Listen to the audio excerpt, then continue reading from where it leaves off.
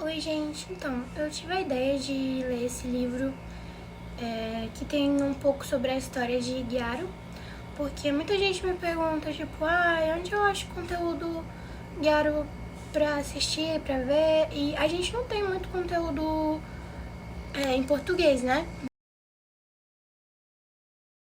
Aqui temos Garota Sexy, Década das Meias, do meio ao fim dos anos 90.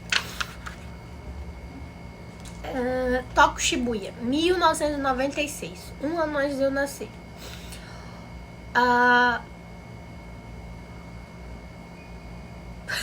Esquece. A nação japonesa ficou horrorizada quando a revista Gendai Weekly publicou a frase acima. Agora eu vou falar a frase. Homens mais velhos não passam de caixas eletrônicas. Proferida por uma estudante do ensino médio que faturava $4.000 por mês se relacionando com um homem de meia idade. A mídia classificou a garota como amoral, lasciva, vinda do planeta da cobiça, diretamente para o distrito de Shibuya. Uma kogal. O termo girl começou a ser empregado nos anos 80. Hoje serve basicamente para descrever adolescentes que seguem tendências e curtem o visual transado e sexy. Quem que fala transado?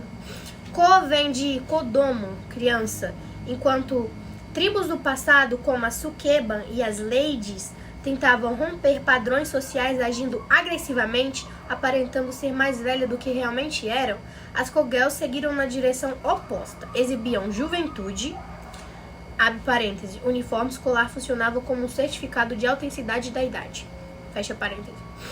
Queriam ser adoráveis.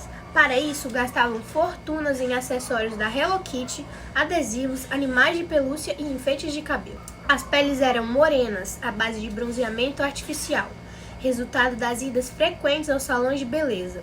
Preferiam botas plataforma colossais, cabelos descoloridos e saias curtas. O visual era, em parte, resquício da Los Angeles Casual, tendência anterior pela qual as frequentadoras de Shibuya estavam convencidas de que formavam um grupo de lindas surfistas de praia.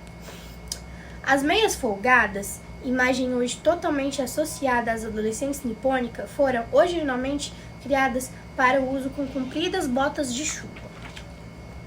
Na tentativa de encontrar a raiz da tendência, alguns historiadores de moda acreditavam que a primeira empresa a investir nos modelos para as garotas foi uma fábrica em Sendai, em Miyagi. Outros atribuem o pioneirismo a Mitocity, em Ibaraki. À medida que as jovens exigiam estilos e tamanhos cada vez maiores, as fabricantes adiantavam-se, oferecendo meias de até 2 metros. Elas também amavam itens caros, como Sharps Burberry e bolsas de mão Louis Vuitton, que podiam ser encontrados aos montes nas lojas em Shibuya. A mesada ou um emprego de meio período não era o suficiente para adquirir os artigos cobiçados. No começo dos anos 90, o bairro, importante ponto de conexão do transporte urbano, mas também de diversão e moda, a uma caminhada de Harajuku, se transformou em lar de uma nova geração bad boy, os Steamers. Eles andavam pelas ruas, geralmente de carro e em time. Eram gangues de hip-hop formadas por jovens confusos que praticavam o Oyajigari, ou caça aos velhos. Isso envolvia localizar e rastrear um salaryman de aparência frágil para tomar seu suado dinheiro. A triste ironia é que muitos desses adolescentes eram riquinhos que nem precisavam ganhar o próprio pão. Os Steamers trouxeram a lei do mais forte às ruas de Tóquio. Por sua vez, as girls que frequentavam a região para se divertir com as amigas namoravam alguns Steamers. Tiveram um lampejo de como também levantar dinheiro fácil. O resultado foi o surgimento do golpe conhecido como Enju Kosai, os famosos encontros pagos. Era a versão Kogel da caça aos velhos.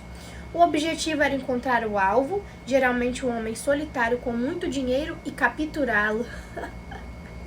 Com sorte, tudo não passava de um único encontro. Por exemplo, um jantar legal e compras no shopping, mas sexo às vezes fazia parte do trato. Quando o escândalo veio à tona, o governo metropolitano de Tóquio conduziu uma pesquisa com meninos dos ensinos fundamental e médio para descobrir as razões do alastramento do fenômeno. Das garotas que responderam, 3,8% e 4% admitiram ter praticado o Enjo Kosai, pelo menos uma vez. É claro que nem todas que circulavam por Shibuya de meia folgadas e uniforme escolar faziam parte desse mundo sórdido. Porém, você não pensaria assim a julgar pela imagem que a mídia projetava.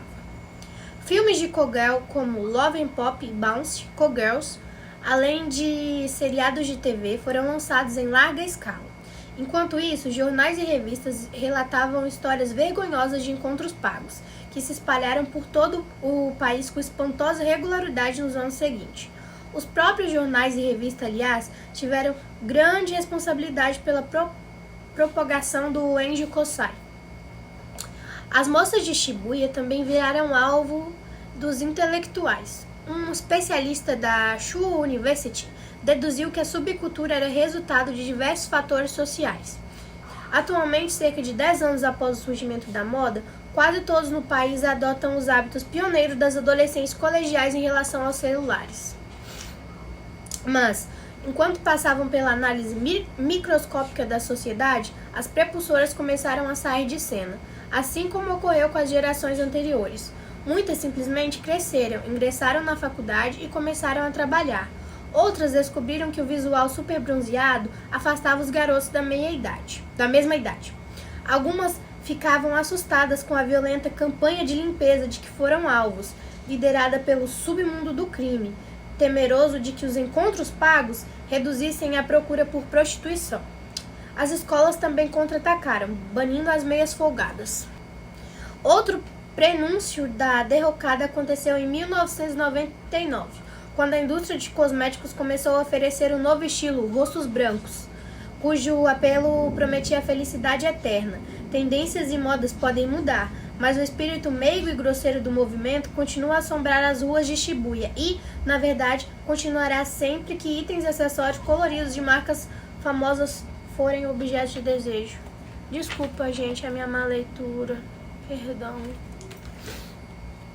Aqui mais uma foto da revista Egg. E aqui eu vou tirar uma foto. Não, mas dá pra ver. Olha que fofinho. Aí aqui chegamos nas garotas sexy Black Power.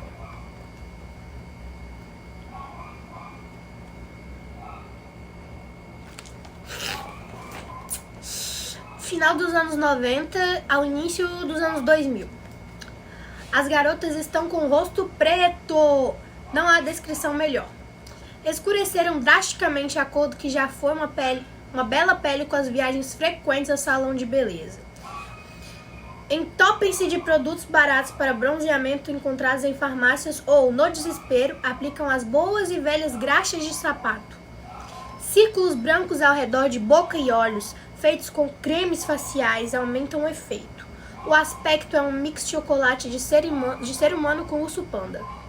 Há ainda o cabelo, luzes sob o aspecto loiro alaranjado ou cinza prateado.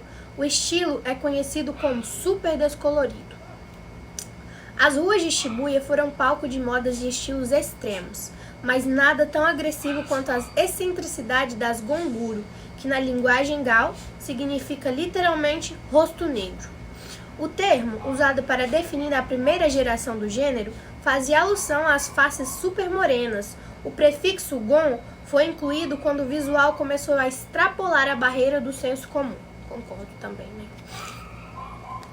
As jovens do ensino fundamental e médio já escureciam a pele no início dos anos 90, assim como os times, os garotos hip hop que eu citei, e as tribos de surfistas urbanos. Mas já não havia limites. Se as antecessoras eram bronzeadas, as gonguro estavam mais pré-carbonizadas. A pele clara foi um padrão de beleza por séculos no Japão, mas as garotas viviam num mundo totalmente novo, no qual podiam customizar tudo, até a coloração. A lendária extremista fashion Buri-Terry conduziu a ideia a um outro nível evolutivo. Em 1999, rumores circulavam pelo submundo de Shibuya de uma garota que havia criado um estilo ousadíssimo, algo entre a genialidade distorcida e a completa insanidade. Gente, a Buri-Terry, pra quem não sabe, é ela. Tem bastante foto dela. Quando a pioneira revista Gal Egg ouviu os boatos sobre a misteriosa figura, apressou-se em mandar fotógrafos aos clubes noturnos na tentativa de caçá-la como um animal selvagem. Gente, o que é isso? A auto-intitulada Buri-Terry, nem sei como pronuncia, tá? Mas aí vai ser assim. Foi encontrada fazendo a recepção do clube Pylon. Ela exibia-se em colossais botas plataformas. O belo corpo parecia ter cerca de 1,80 metros, colocando-a nas alturas. Tudo indicava que ali nascia uma estrela. A equipe da Egg imediatamente estampou fotos dela em suas páginas, promovendo-a como um revolucionário ícone fashion do novo e estranho milênio que estava por vir. Tanto em público quanto nas revistas, a jovem era sempre vista em companhia de 3 seguidoras que imitavam seu estilo. Uma delas era Yuka Mizuno, uma retrospectiva sobre o início do fenômeno Gonguro para o livro Mamba, da Egg. Ela relembra: depois que ficamos amigas, costumávamos nos encontrar em frente à First Kitchen, no Center Street. Circulávamos por ali e observávamos o vai e vem das pessoas, às vezes por 20 horas seguidas. Eventualmente, estendíamos a esteira no chão para sentar. Nunca notamos que as pessoas se assustavam com nossa aparência. Estávamos muito ocupados trocando dicas de maquiagem.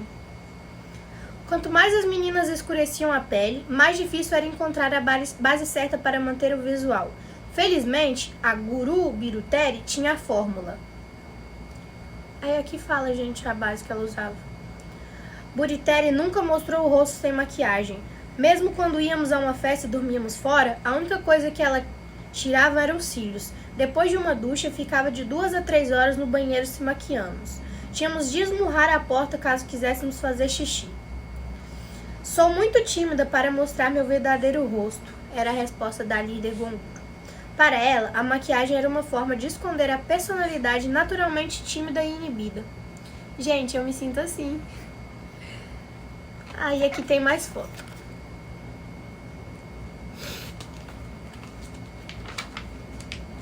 Aí aqui tem ela de novo.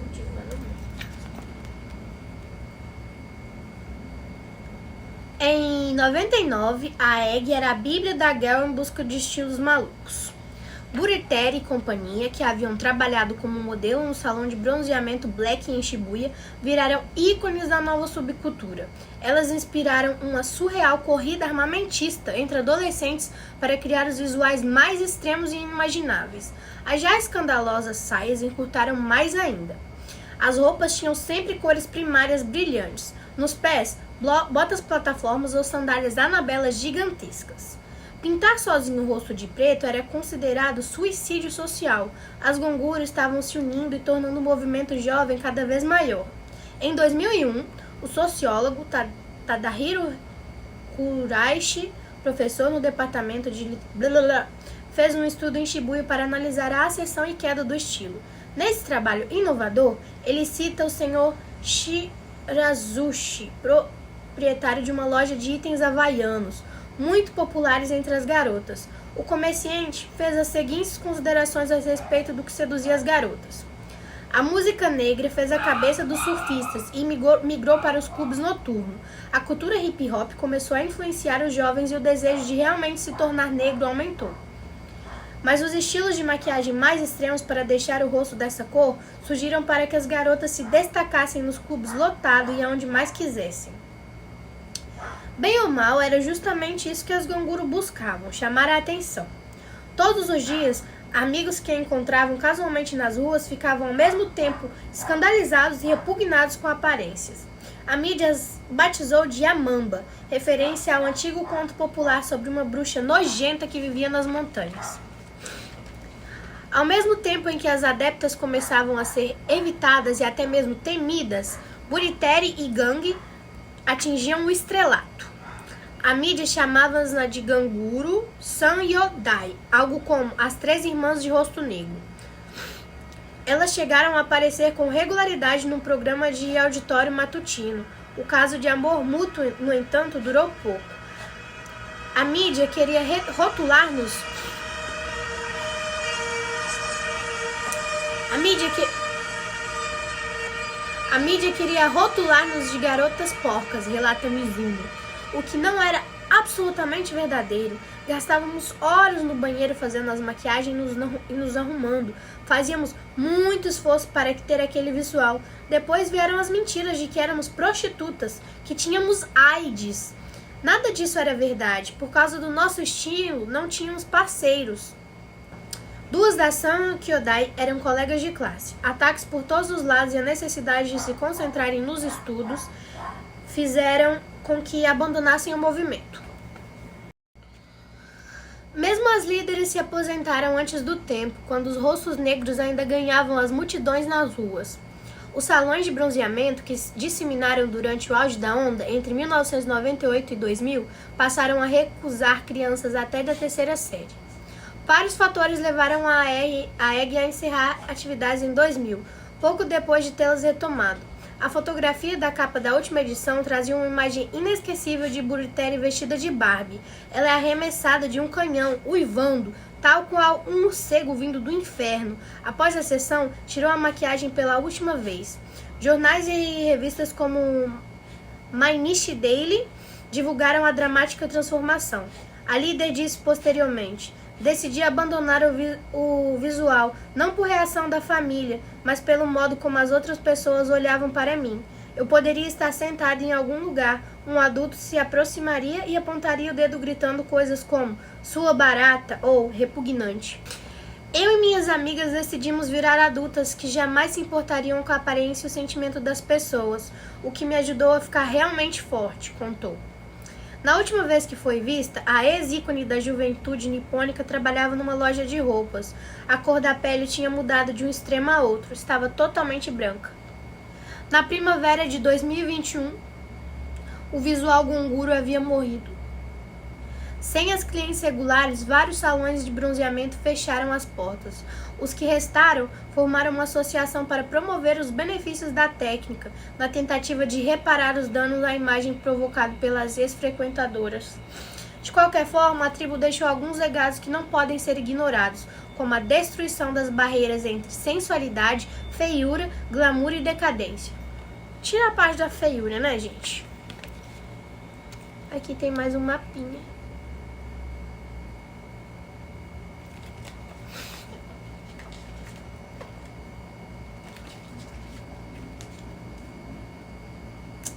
Agora chegamos aqui.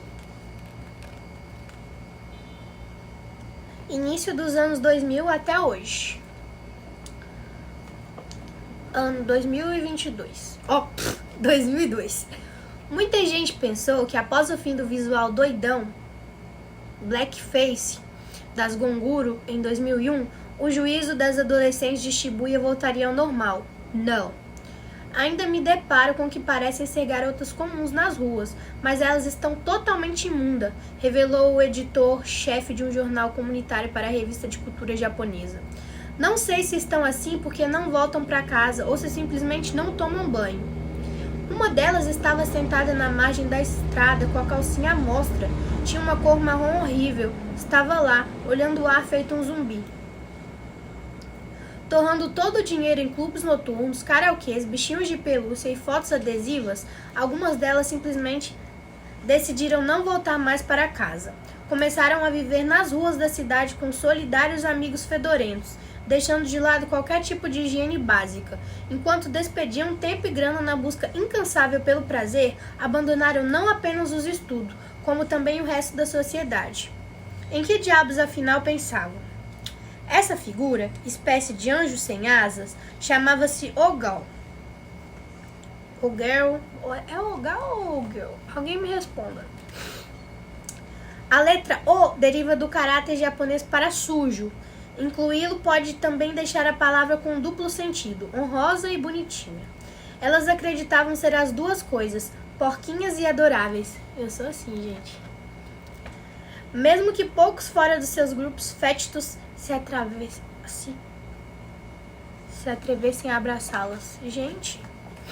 Além disso, o lema ficar fora o tempo todo, sem importar-se com o que poderia acontecer, era uma espécie de fertilizador natural para essa nova tribo de moças baladeiras dedicadas aos círculos sociais e às longas noites de Shibuya. As mamba, termo aproveitado de Yamamba, usado para definir as gonguro, compartilhavam o gosto pela pele bronzeada e pelo look brilhante e sexy das irmãs de rostos negros. Há, porém, diferenças importantes. Elas preferiam sandálias em vez de botas plataforma, que poderiam ser perigosas e dificultavam as caminhadas. Além disso, não faziam bronzeamento artificial, já que havia o risco de câncer. Usavam apenas bases para pele escura.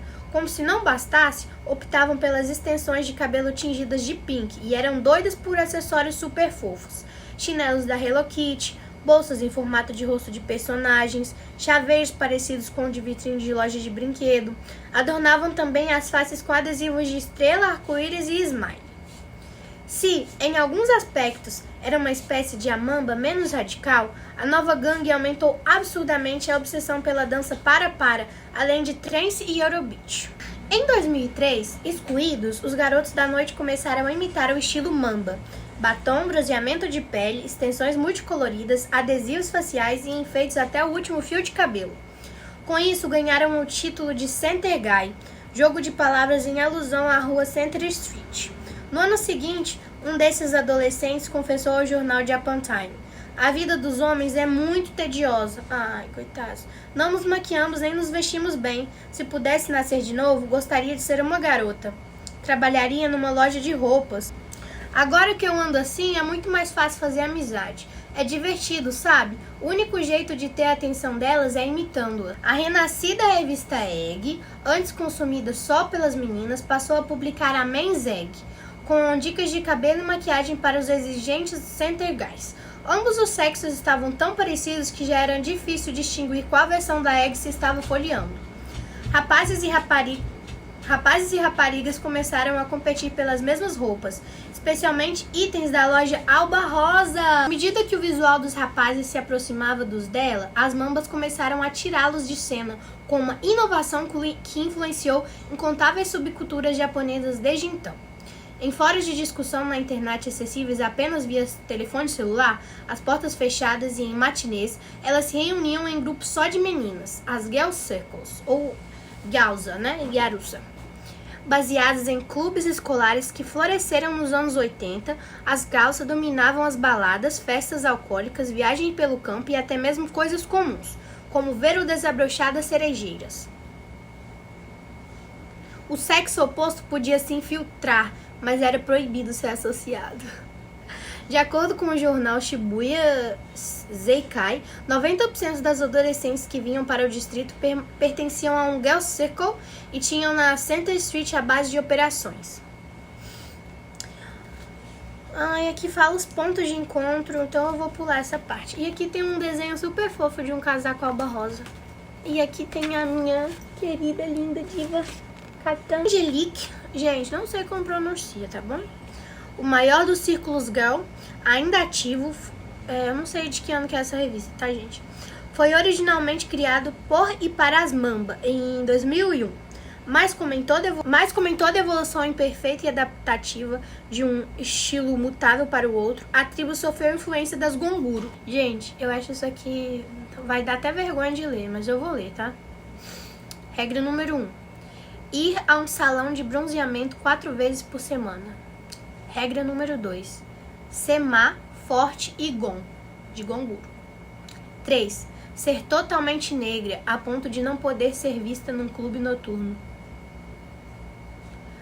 Abafa. 4. Amar apenas Angelique. 5. Ser polida. 6. Não ter a vagina fedida. Esse é o único que eu gosto. 7. Ser calma e alegrar o ambiente. 8. Segurar o copo de saquê com a mão direita. 10. Parecer um gorila. Gente, eu vou encerrar o vídeo porque eu tô ficando sem bateria, mas eu vou postar tipo uma parte 2 com o resto da revista e se alguém tiver quiser dizer alguma coisa, alguma sugestão, Se tiver muito ruim, podem dizer, tá bom?